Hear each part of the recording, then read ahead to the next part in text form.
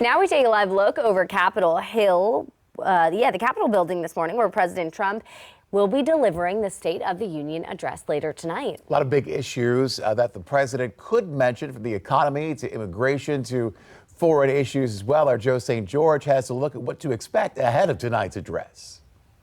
President Trump delivers his State of the Union address Tuesday night, traditionally one of any president's most watched and most significant policy speeches of the year. Mr. Speaker, the President of the United States.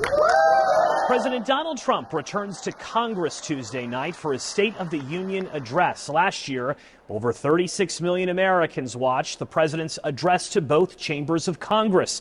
This year's speech comes under unique circumstances. The Department of Homeland Security remains shut down amidst a standoff with Democrats over immigration enforcement reform. The speech is also happening days after the Supreme Court struck down a cornerstone of the president's economic agenda, tariffs, although the White House is vowing to implement tariffs in new ways. President Trump is expected to paint an optimistic picture of the American economy, frequently calling it, quote, the hottest country on the planet in recent speeches. Efforts to address housing costs and electricity spikes related to data centers are expected to be included as well. A new poll by Scripps News and Talker Research finds 47% of the country most interested in the president talking about the economy. 66% of those surveyed said Tuesday's speech is more important than in previous years. A number of prominent Democrats are expected to boycott Tuesday's State of the Union. Governor Abigail Spanberger of Virginia will deliver the Democratic response following